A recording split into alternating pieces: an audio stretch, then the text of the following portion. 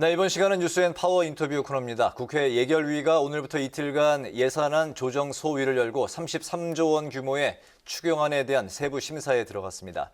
전국민 재난지원금 지급을 놓고 여야 정의 신경전이 이어지고 있는데요.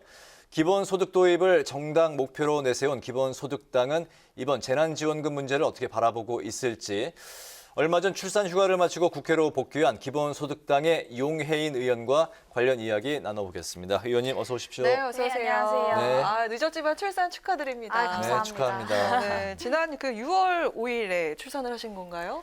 출산은 5월 8일에 5월 8일이었나요? 네. 그럼 오늘이 74일째 되는 날. 맞습니다. 네. 건강은 좀 어떠신지 궁금하고 또 아이는 잘 크고 있나요? 네, 제가 생각보다 회복이 빠른 편이어서 네. 지금까지 건강에는 무리 없이 활동하고 있고요. 아이도 잘 크고 있습니다. 네, 다시 한번 축하드립니다. 감사합니다. 회복 속도는 이제 빠르다고 말씀하셨지만 의정 활동과 이제 육아를 병행한다는 게 참 쉽지 않을 것 같습니다.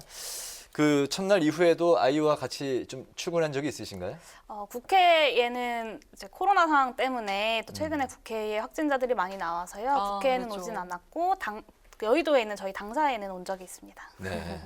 해외에서는 이제 엄마 의원이 아기를 안고 이제 국회에 뭐 출근도 하고 직접 이제 수유를 하는 모습이 뭐 이제 뉴스로 이제 포착되기도 하는데 아직까지 이제 우리나라에서 이제 그렇게까지는 어려운 게 좀 현실이죠. 그렇게 느끼셨습니까? 네, 이제 현행법상 국회의장께서 이제 허가를 하면 아이와 함께 국회 본회의장에 들어갈 수는 있지만 사실 네. 불허했던 선례가 있습니다. 지난 20대 국회에서 신보라 전 의원이 아이와 함께 본회의장에 이제 들어가려고 했었는데 당시에 국회의장께서 불허를 해서 지금까지 선례상으로는 불허되어 있는, 그러니까 아이가 들어갈 수 없는 상태이고요.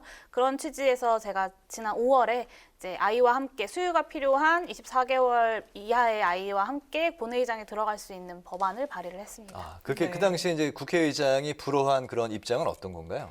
당시에 이제 신보라 전 의원이 이제 저와 비슷한 법안을 발의하기도 했었고요. 그 법안이 이제 국회에서 논의되고 있는데 이거를 허가를 하면 그 법안 논의에 영향을 미칠 수 있다라는 것이 하나 있었고요. 또 네. 다른 의원들의 입법권을 침해하는 거 아니냐라는 의견들이 있었던 것으로 제가 알고 있습니다. 네, 이 아이동반법 여야 원내대표를 포함해서 61명이 공동 발의자로 이름을 올렸습니다. 이 주변 의원들 좀 분위기, 반응이 어떤지 궁금하고요. 이번에는 좀 법안 통과가 가능할까요? 네, 제가 지금까지 발의했던 법안 중에 가장 많은 동료 의원님들께서 공동 발의를 해주셨는데요. 네. 또 원내에 이제 7개 정당 중에 6개 정당의 원내대표들이 함께 공동 발의를 해주셨습니다. 그리고 또 제가 국회에 돌아오고 나서도 각 정당의 원내대표님들을 찾아뵈었을 때 이 법안에 대해서는 크게 이견이 없어서 통과가 가능하지 않겠냐. 그리고 왜 지금까지 이 법안이 통과가 안 되는지 잘 모르겠다라는 의견을 많이 밝혀주셔서요. 아마도 이제 국회 운영위원회가 열리고 법안 논의가 시작이 되면 통과는 쉽지 않을까라고 좀 생각하고 있습니다. 의정. 네. 네. 네, 일각에서는 아이 동반법에 대한 좀 약간의 우려가 있습니다. 일반 회사에 출근을 하면은 육아 공간과 또 업무 공간이 따로 분리가 돼 있고요. 또 공식 회의에는 또 아이가 함께 참석을 할 경우에 지장을 줄 수 있다. 이런 목소리가 있는데 이 부분에 대해서는 어떤 생각을 갖고 계십니까? 네, 이제 첫 번째는 국회가 법과 제도를 만드는 곳이지 않습니까? 우리나라의 법과 제도를 만드는 곳인데 이 아이와 함께 일을 하는 것 뿐만이 아니라 이 일과 육아를 병행할 수 있도록 이제 법과 제도를 만들어야 하는데 국회에서 국회의원들조차도 의정활동과 육아가 병행할 수 없다면 사실 이제 민간의 영역에 그렇게 이야기할 수 있을까? 그렇지 않을 것 같다라는 생각이 하나가 있고요.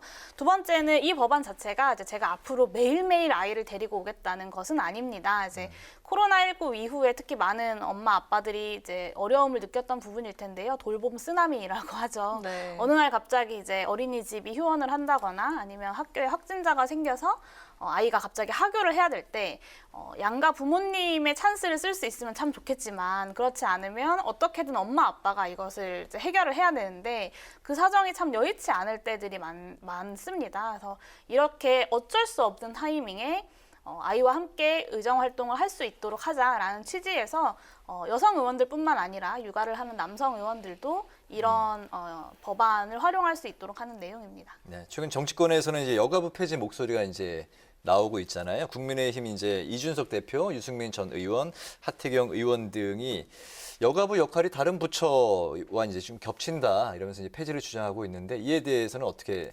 생각하십니까? 네, 우선은 여가부가 만들어졌던 애초에 취지에 대해서 전혀 이해하지 못하고 계신 것이 아닌가라는 생각이 들고요. 그리고 이준석 국민의힘 대표는 이제 성별 불평등이라는 것은 엄마 세대의 이야기다라고 이야기를 하셨는데 사실 그렇지 않다는 것을 우리 모두가 다 알고 있지 않습니까? 뭐 마치 경쟁하면 여성들이 더 많이 이제 뽑힐 수 있다고 이야기하지만 현실에서 그렇게 작동하지 않는다는 것을 많은 여성들은 이미 삶으로 느끼고 있습니다. 그런데 이 불평등의 문제를 외면하고 마치 어떤 특정한 갈등 속에서 자신의 포지션만을 생각하는 것이 아닌가라는 생각이 들고요. 지금 여성들이 경험하고 있는 이런 불평등의 문제를 모르고 그런 이야기를 하는 거라면 저는 참 무능력한 정치인이다라는 생각이 들고 알고도 그러는 거라면 참 나쁜 정치인이다라는 생각이 듭니다. 네, 또 작년에도 의원께서 저희 뉴스앤 파워 인터뷰 출연을 하셔가지고 또 시원시원하게 답을 해주셨는데요. 출산 후에 워킹맘이 되어서 좀 사회 문제에 대해서 좀 시각이 달라졌을 것 같다는 그런 생각이 듭니다. 앞으로 워킹맘 국회의원으로서 관심을 갖고 풀어가고 싶은 그런 좀 이슈들이 있을까요? 네, 제가 임신과 출산과 육아를 경험하면서 우리 사회가 아이를 낳아야 된다고 많은 이제 가임기 여성과 남성들한테 이야기를 하지만 이 임신과 출산과 육아라는 영역이 아직도 개인들에게 그냥 부담으로 남아 있구나라는 걸 좀 많이 경험했습니다. 네. 뭐 임신과 출산 과정에서의 의료 지원의 문제도 그렇고요, 육아와 관련된 어떤 부담도 그렇고 그리고 육아와 일을 병행하는 문제도 마찬가지입니다. 그래서 저도 사실 친정엄마 찬스만큼은 쓰고 싶지 않았는데 네. 결국에는 그 찬스를 쓸 수밖에 없더라고요. 너무 네. 안타까웠는데요. 좀 이런 문제들을 해결할 수 있는 의정활동에 대해서 앞으로 많이 고민하고 또 입법 과제들을 제시하고자 합니다. 지금 아기는 친정어머니께서 보고 계시는군요. 지금은 남편이 보고 있습니다. 아. 친정엄마가 일주일에 한 이틀 정도 도와주시고 있습니다. 네네. 짧게 대답 부탁드릴게요. 저기 지금 직접 의정 활동과 육아 이제 병행해 보시니까 할만하세요? 아니면 너무 힘듭니까? 일단 저는 걱정했던 것보다는 할 만은 한데요. 네. 네. 근데 이제 아기한테 좀 미안한 마음이 언제나 좀 있죠. 모든 워킹맘들의 공통된 그런 마음인 것 같아요. 네. 전 국민 재난지원금 지급을 놓고 현재 여야 정 입장이 이제 모두 다른 상황이잖아요. 기획재정이 이제 소속이신데 네, 그렇습니다. 전 국민 재난지원금 지급에 대한 기본소득당의 입장은 어떤 건가요? 네, 전국민 재난지원금 사실 작년에도 계속해서 기본소득당이 주장해왔던 내용인데요. 너무 늦었다라는 생각이 듭니다. 그리고 이 재원의 규모에 대해서 자꾸 집착하게 되다 보니 전 국민을 80% 선별한다는 네. 이건 선별도 아니고 보편도 아니거든요, 사실. 이런 애매한 결과가 나온 것이 아닌가 싶고요. 지금이야말로 너무 늦었지만 지금이라도 빠르게 결단해서 전 국민 재난지원금 지급해야 된다고 봅니다. 네, 하지만 이 거리두기가 강화된 상황에서 전 국민 지급에 대해서 좀 사실상 소비 진작을 기대하기는 어렵다라는 목소리가 또 있고요. 한정된 재원에서 이 자영업자 등 더 필요한 사람들에게 집중적으로 좀 지원을 하는 게 효율적이다라는 말도 있습니다. 이에 대해서 어떻게 반론을 하시겠습니까? 네, 사실 이제 지금부터 준비를 해야 이 4단계 거리두기 이후의 경기 진작이라는 것도 좀 목표로 삼아 볼 수 있을 것 같고요. 네, 그리고 두 번째는 재원을 한정 짓다 보면 계속해서 누구에게 지원할 것인가를 두고 어떤 파이 나눠 먹기 싸움을 하게 됩니다. 그래서 제가 계속해서 이야기했던 것이 어떤 전대미문의 위기인 만큼 조금 더 과감하게 재원의 규모를 늘려야 된다라고 작년부터 계속 주장을 해왔는데요. 네. 이번 추경에서도 좀 이 재원 규모에 한정되지 말고 이후에 지원책들까지 같이 논의가 된다면 이런 문제들을 충분히 극복할 수 있을 것 같습니다. 네. 종부세 이제 완화 문제에 대해서 이제 질문 드릴게요. 얼마 전에 민주당이 이제 당론으로 채택을 했는데 상위 2% 이제 그 주택자에게 이제 부과를 하기로 했는데 반대 기자회견까지 이제 여셨잖아요. 공시가격 인상으로 1주택자의 이제 부담도 늘어났다. 그런 이제 여론도 있는데 이제 굳이 그런 상황에서 완화가 필요하다. 그런 입장에서 반대하시는 그 입장은 어떤 건가요? 네, 종부세는 원래 취지가 부동산 가격 안정을 도모하는 것입니다. 그게 종부세법 1조의 법의 목표로 나와 있는데요. 네. 이제 좀 부동산 가격이 올라서 그 가격 안정의 역할을 해야 하는 종부세를 가격이 올랐기 때문에 낮춘다라고 하는 것은 종부세의 기능 자체를 좀 무력화시키는 것이 아닌가라는 생각이 듭니다. 사실 이제 전국민 재난지원금 같은 경우에는 계속해서 국가의 재정 건전성이나 뭐 재원의 규모 등을 문제 삼으면서 절대 지급할 수 없다. 그리고 80%라도 선별하겠다라는 것이 정부 여당의 입장이었는데 네. 종부세 같은 부동산 자산가들에 대한 세금은 또 반대로 깎아주겠다는 것이 저는 과연 일관된 입장인가를 묻지 않을 수가 없을 것 같습니다. 일관된 정책을 추진해라라는 이제 그 말씀이신데 오늘 이제 그 인터뷰 끝날 시간이 됐거든요. 마지막으로 오늘 못하신 말씀, 꼭 하고 싶은 말씀이 있으시면 한 말씀 하실까요?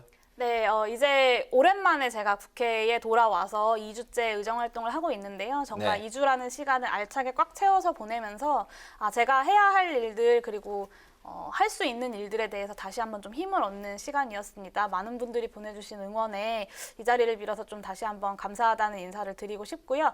앞으로 이제 제가 기본소득 실현이라는 저희 당의 제1 목표와 함께 어떤 워킹맘 국회의원으로서 펼쳐나갈 의정 활동에 많은 관심과 지지를 보내주시기를 부탁드리겠습니다. 네, 잘 들었습니다.